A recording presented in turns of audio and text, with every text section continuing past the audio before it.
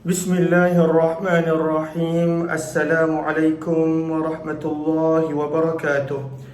Bismillah, alhamdulillah, wassalatu wassalamu ala habibillah Sayyidina Muhammad ibn Abdillah wa ala alihi wa sahbihi wa mawalah.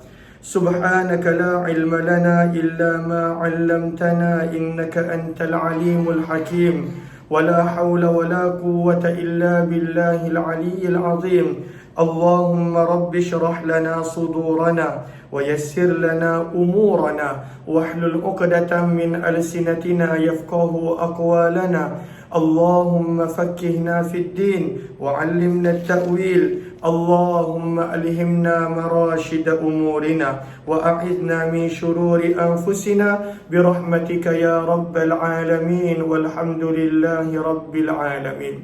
Ahlan kepada sahabat-sahabat semua. Sabahun Nur, Sabahul Khair, selamat pagi. Salam pertemuan dalam Hayati Quran siri yang ke-631 bersama dengan saya Umar Aziz. Pertemuan di mana kita akan mengambil penghayatan, mengambil ibrah dan pengajaran, mengambil manfaat dan kebaikan daripada kalamullah Al-Quran. Moga-moga dengan itu menjadikan kita semakin dekat dengan Al-Quran, semakin dapat menghayati akan Al-Quran dan pada waktu itu mengamalkan segala isi kandungan Al-Quran. Amin, amin ya rabbal alamin. Ahlan kepada sahabat-sahabat semua. Ahlan Azaz, ahlan kepada Alia Maisara, kepada Ani, ahlan Nur Laila, Kamaruddin, Mari dan juga sahabat-sahabat lain yang berada di ruangan TikTok. Waalaikumsalam Tulip April serta sahabat-sahabat yang lain.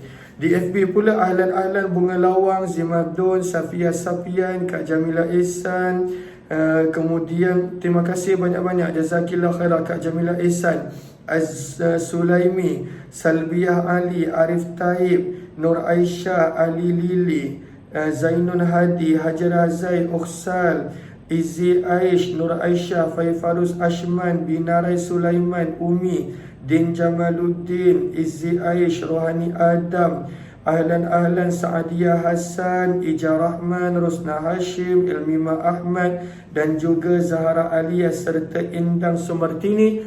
Ahlan kepada semua. Waalaikumsalam warahmatullahi wabarakatuh kepada semua yang memberi salam. InsyaAllah sebelum kita mulakan seperti biasa, kita nak perbetulkan dahulu niat kita.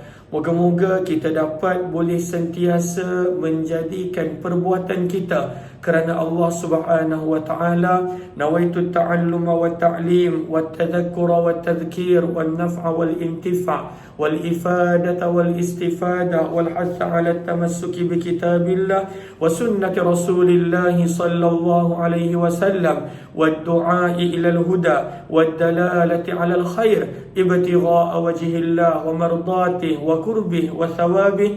Amin, amin ya rabbal alamin. Hari ini kita dah tiba pada ayat yang ke-27.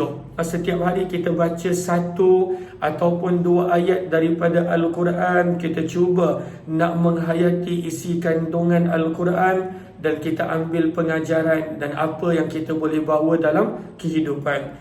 Maka hari ini kita dah tiba pada ayat yang ke-27 daripada surah yang ke-8 Al-Anfal, muka surat 180. Maka mohon sahabat-sahabat bantu catat di ruangan komen untuk yang join kemudian. Kita dah tiba pada ayat yang ke-27 daripada surah yang ke-8 Al-Anfal, muka surat 180. Maka kita nak baca dahulu ayat ini satu ayat, kemudian kita perhatikan isi kandungan dan pengajaran yang ada. A'udzu billahi minasy syaithanir rajim. Bismillahirrahmanirrahim. Ya ayyuhalladzina amanu la takhunu Allaha war rasul wa takhunu amanatikum wa antum ta'lamun. Sadaqallahul azim. Maka apakah ringkasan ayat yang ke-27? Ringkasan ayat yang ke-27, Allah Subhanahu wa taala mengingatkan kepada kita, wahai orang-orang yang beriman, untuk tidak berlaku khianat. Untuk tidak berlaku khianat. Nanti kita akan belajar apakah maksud khianat. Maka Allah Subhanahu wa taala ingatkan, wahai orang yang mempunyai iman, orang yang mempunyai iman, orang yang percaya kepada Allah, maka orang yang beriman dia tidak akan melakukan perbuatan khianah. Dia tidak akan melakukan. Dan pada waktu itu manusia dia tahu betapa besarnya akan hukuman, siksaan orang yang berlaku khianat. Maka ini adalah ringkasan ayat yang ke-27 di mana Allah Subhanahu wa taala menerangkan kepada kita tentang orang yang beriman, sifat yang tak patut ada adalah berlaku khianat. Sebab itu antara sifat orang munafik, Nabi SAW sebut dalam hadis adalah wa idza tumina khana. Orang munafik sifatnya antaranya adalah apabila diberikan kepercayaan, perkara pertama yang dia buat adalah pada waktu itu berlaku khianat.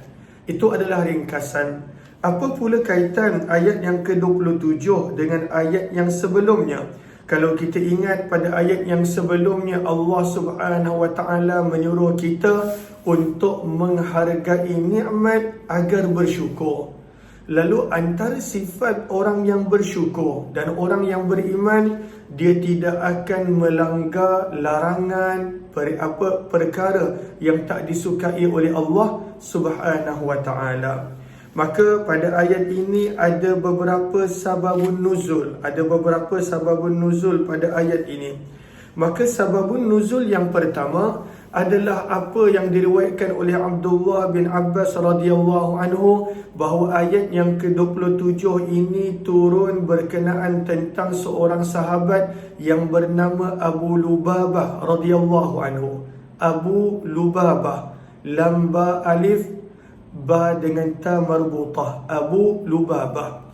Maka apa yang Abu Lubabah telah buat pada tahun yang ke-5 Hijrah, pada tahun yang ke-5 Hijrah, kisahnya secara ringkas, maka setelah telah berlakunya Perang Ahzab. Perang Ahzab berlaku lebih kurang 1 bulan, daripada Syawal sampailah bulan Zulqa'dah. Dalam peperangan Ahzab, ada satu kelompok Yahudi yang pada waktu itu telah melanggar perjanjian mereka dengan Nabi.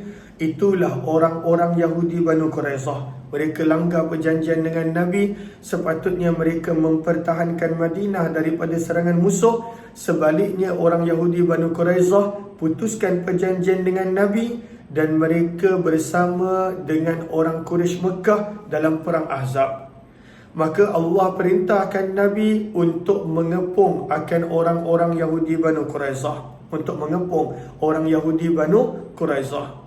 Maka ketika mana kepung setelah berlaku berpuluh hari, beberapa hari, maka pada waktu itu orang-orang Yahudi Banu Quraizah minta untuk berdamai dengan Nabi, minta untuk buat perjanjian dengan Nabi. Dan mereka bersetuju untuk apa pun hukuman yang Nabi SAW nak berikan. Mereka setuju.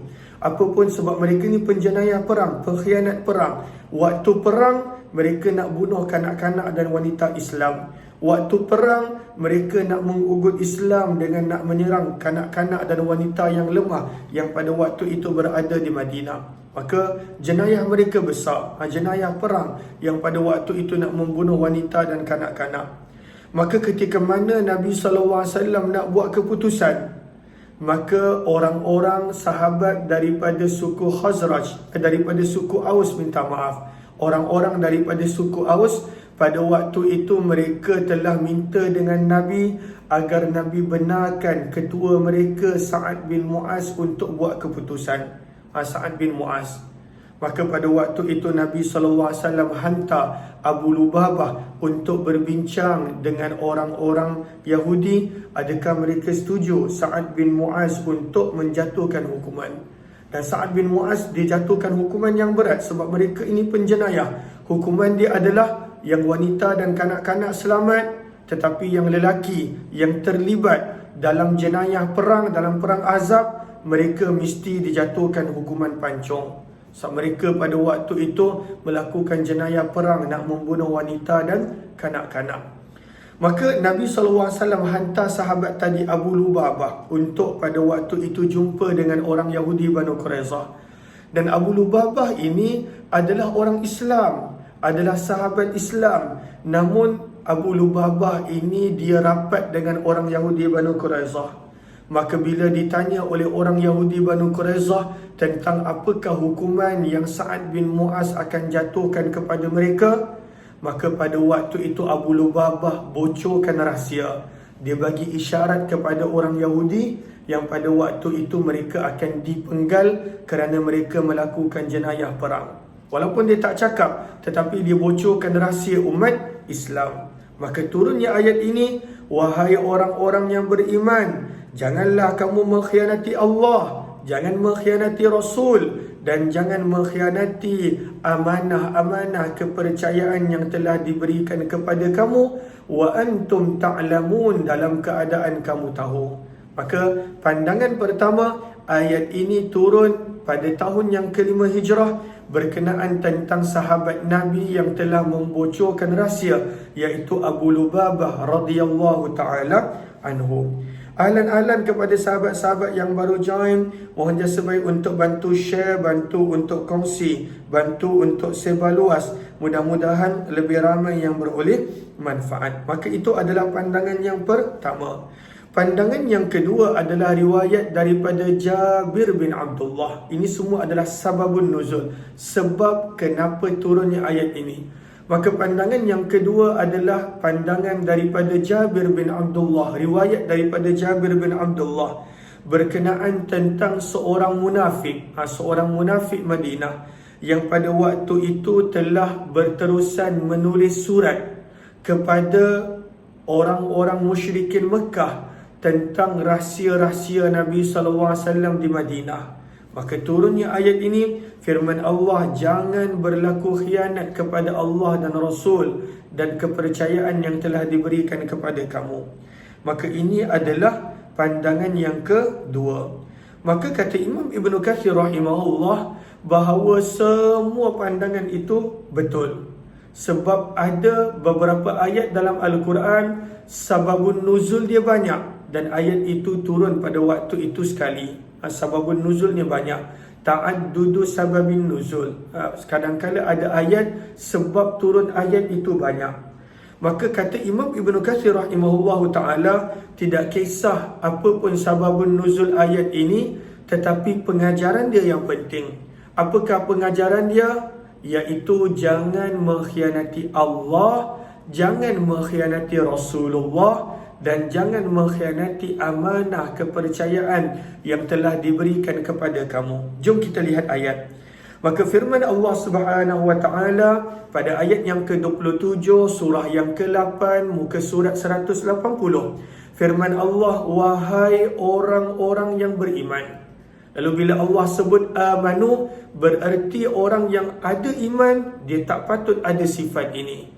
Orang yang benar-benar beriman, dia tidak patut ada sikap ini. Sebab itu kalau dalam hadis kita belajar, orang yang ada sikap khianat, itu sikap munafik. Alamatul munafik, orang yang ada sikap munafik, orang yang ada sifat munafik. Orang beriman, dia tidak berlaku khianat. Sebab itu Allah ingatkan, ya ayyuhallazina amanu, wahai orang-orang yang beriman. Apa orang yang beriman tak boleh ada? Firman Allah, la takhunu, janganlah kamu berlaku khianat. Apakah maksud khianat? Khianat ini bahasa Arab. Maka kalau kita lihat dalam kamus ataupun dalam dictionary, maka perkataan khana memberi makna an-naqdu. An-naqdu. Apa maksud an-naqdu? Pada waktu itu memutuskan. Orang percaya kepada kita, kita memutuskan kepercayaan. Itu maksud khianah, an-naqdu. Nun, qaf, dad. Itu maknanya. Maksud khianah adalah kita memutuskan. Apa yang kita putuskan? kepercayaan yang orang dah bagi pada kita, kita berlaku khianat, kita memutuskan kepercayaan, maka ini adalah daripada sudut bahasa. Ada juga terjemahan yang lain untuk khianah, iaitu an-naqsu, mendatangkan mudarat. Sebab orang yang berlaku khianat, maka dia mendatangkan mudarat kepada orang yang percaya kepada dia dan juga kepada diri sendiri. Maka maksud asal khianat adalah an-naqdu, memutuskan. Dan yang kedua adalah an-naqs, Allahumma salli an-naqsu, mendatangkan mudarat, mendatangkan kekurangan, nuqsan. Maka firman Allah, wahai orang-orang yang beriman, la takhunu, jangan berlaku khianat. Maka pengajaran yang pertama yang kita boleh dapat adalah orang yang beriman tidak mungkin ada sifat khianat. Orang yang beriman tidak sepatutnya ada sifat khianat. Itu adalah sikap orang yang munafik. Moga Allah jauhkan daripada kita. Kemudian Allah sebut jangan berlaku khianat kepada 3 perkara. Yang pertama, la takhunullah, jangan berlaku khianat kepada Allah. Apa maksud dia? Kita akan terangkan. Yang kedua, war rasul, jangan berlaku khianat kepada Rasul. Dan yang ketiga, wa takhunu amanatikum, dan jangan berlaku khianat terhadap kepercayaan ataupun amanah yang telah diberikan kepada kamu. 3 benda ini jangan berlaku khianat. Apakah maksud jangan mengkhianati Allah? Sahabat-sahabat boleh tulis, maksud daripada jangan mengkhianati Allah adalah jangan melanggar perintah Allah. Allah pada waktu itu dah jelaskan, ini benda yang boleh buat, ini benda yang tak boleh buat. Jelas adanya benda yang boleh dan adanya benda yang tidak boleh. Maka maksud jangan mengkhianati Allah, kata para ulama tafsir, adalah memberi maksud melanggar perintah Allah. Jangan langgar perintah Allah, sebab itu berlaku khianat. Kalau kita lihat dalam surah Az-Zariyat, maka firman Allah Subhanahu wa taala, wa ma khalaqtul jinna wal insa illa liya'budun. Firman Allah dalam surah yang ke-51 Az-Zariyat, ayat yang ke-56. Surah 51 ayat yang ke-56, Allah tegaskan tujuan kami ciptakan manusia adalah supaya manusia boleh beribadah kepada Allah, boleh memperhambakan diri kepada Allah. Maka itu tujuan manusia. Maka maksud daripada jangan khianati Allah adalah jangan melanggar perintah Allah. Sebab Allah jadikan kita bertujuan. Allah tak jadikan kita abas. Dalam surah yang juz yang ke-18 Allah sebut, kami tidak menjadikan kamu abasa, sebagai sia-sia. Tujuan kita diciptakan bukanlah pada waktu itu tak ada sebab, bukanlah sia-sia, bukan sia-sia. Kalau kita lihat dalam juz yang ke-18, Allahumma salli ala sayyidina Muhammad, maka Allah Subhanahu wa taala ingatkan yang kita bukanlah dijadikan sia-sia. Pada surah yang Allahumma salli ala sayyidina Muhammad, surah yang ke-23 Al-Mu'minun, surah 23 ayat 115. Surah 23 ayat 115. Afahasibtum annama khalaqnakum abatha, maka adakah kamu menyangka kami menciptakan kamu sia-sia, abad? Maka maksud jangan mengkhianati Allah, jangan langgar perintah Allah. Sebab kita diciptakan pada waktu itu ada tujuan. Kita patut buat apa yang Allah suruh, dan pada waktu itu tinggalkan apa yang Allah larang. Kalaulah kita tengok larangan Allah sikit, benda yang kita boleh buat banyak, itu pun masih manusia nak buat benda yang tak boleh. Walau larangan Allah tak banyak. Daripada benda yang kita boleh makan, lagi banyak yang boleh makan. Yang tak boleh makan beberapa je. Tapi sikap manusia, dia nak juga mengkhianati Allah dengan melanggar perintah Allah Subhanahu wa taala. Kembali pada ayat yang ke-27. Maksud daripada mengkhianati Rasul. Apakah maksud mengkhianati Rasul? Ahlan-ahlan kepada sahabat-sahabat yang baru join, mohon jasa baik untuk bantu share, bantu untuk kongsi, bantu untuk sebar luas. Mudah-mudahan lebih ramai yang beroleh manfaat. Maka maksud daripada mengkhianati Rasul adalah mengambil ringan ajaran Rasul. Mengambil ringan. Nabi SAW pada waktu itu dah tunjukkan kita cara untuk menjalani kehidupan di dunia. Maka maksud mengkhianati Rasul adalah al-imhal, mengambil ringan, berpaling daripada ajaran Rasul sallallahu alaihi wasallam. Kalau kita belum mampu buat, maka insya-Allah pada waktu itu tak mengapa. Kita cuba nak buat, tapi ada amalan yang kita tak mampu buat. Kita belum ada kekuatan nak buat. Tetapi jangan ambil ringan. Boleh buat tapi ambil ringan. Tak payahlah. Ajaran Nabi ni dah outdated, dah ketinggalan zaman. Jangan ambil ringan. Itu berlaku khianat kepada Rasul. Jangan mengambil ringan ajaran Rasul.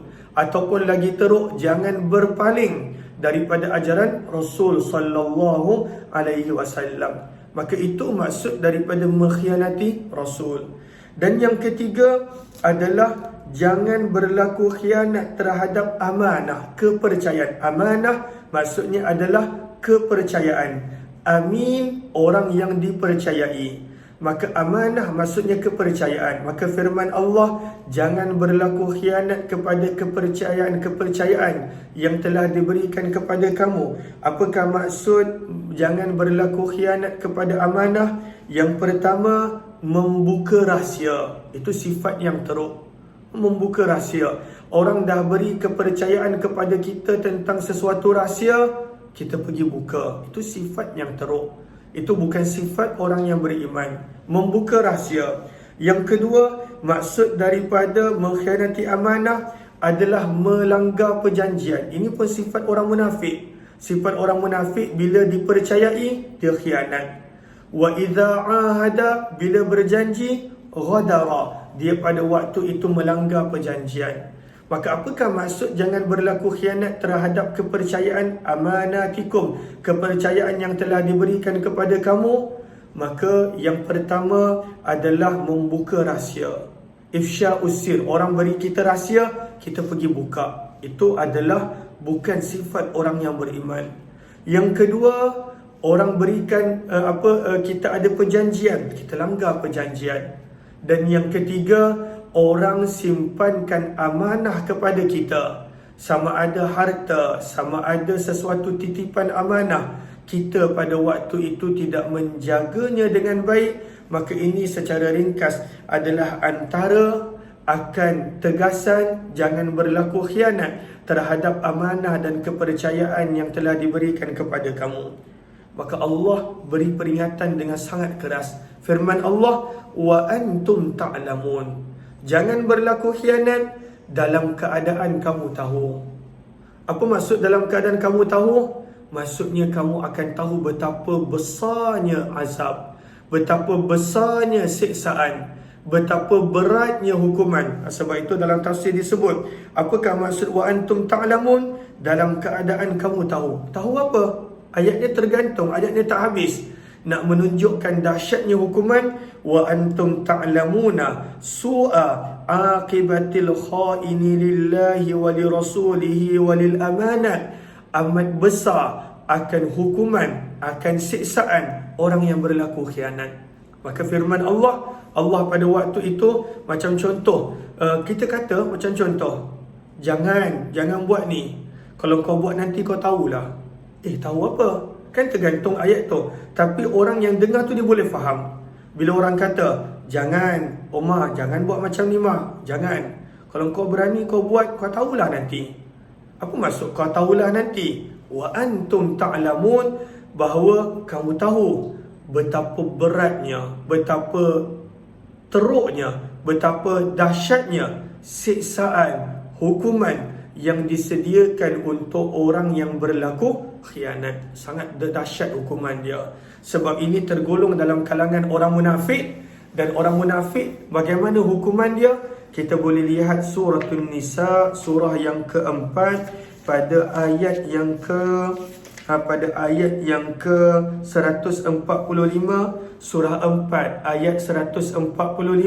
Apakah hukuman orang munafik? Innal munafiqina fid darkil asfal. Sesungguhnya orang-orang munafik tempat mereka adalah pada neraka yang paling bawah, neraka yang paling teruk siksaan, neraka yang paling teruk pada waktu itu azab, neraka yang paling bawah. Dan kamu sama sekali tidak akan mendapati bagi mereka penolong dan pembantu. Maka Allah beri ingatan, wa antum ta'lamun, tahulah nanti. Itu seolah-olah dia punya cara penggunaan dia. Wa antum ta'lamun, tahulah kamu nanti. Tahu apa? Betapa berat, betapa dahsyat, betapa teruk siksaan dan hukuman kepada orang yang berlaku khianat. Maka marilah sama-sama kita cuba untuk melakukan perintah Allah dengan sebaik mungkin. Jangan melanggar larangan Allah. Jangan pada waktu itu mengambil ringan tentang sunnah dan ajaran baginda Rasulullah. Dan jangan pada waktu itu mengkhianati kepercayaan yang telah diberikan kepada kita. Mudah-mudahan kita tergolong di kalangan amanu, orang-orang yang beriman insya-Allah. Terima kasih kepada semua, terima kasih. Kita jumpa lagi pada pertemuan yang lain. Kita jumpa pada Allahumma salli ala sayyidina Muhammad jam, insya-Allah hari ini saya ada, insya-Allah jam 2 nanti kita jumpa dalam perkongsian hadis-hadis tentang Nabi SAW pada jam 2. Mudah-mudahan insya-Allah. Beberapa hari kebelakangan ni saya tak sempat nak buat, saya minta maaf kerana terlalu banyak jadual yang datang secara tiba-tiba, tak sempat nak buat. InsyaAllah esok, insyaAllah jam 2 nanti kita akan bertemu dalam perkongsian Syama'il Muhammadiyah insyaAllah. Kepada sahabat-sahabat yang Allahumma salli ala Sayyidina Muhammad ingin menunaikan umrah pada 17 hari bulan 11, saya akan berangkat. Dan buat masa ini grup saya, jemaah saya masih ada kekosongan. Kalaulah nak tahu lebih lanjut, maka boleh maklum, boleh PM. InsyaAllah saya akan berkongsi maklumat tentang umrah yang saya akan pimpin pada 17 hari bulan November nanti insyaAllah. Wabillahi taufiq wal hidayah. Assalamualaikum warahmatullahi wabarakatuh. Jumpa lagi insyaAllah.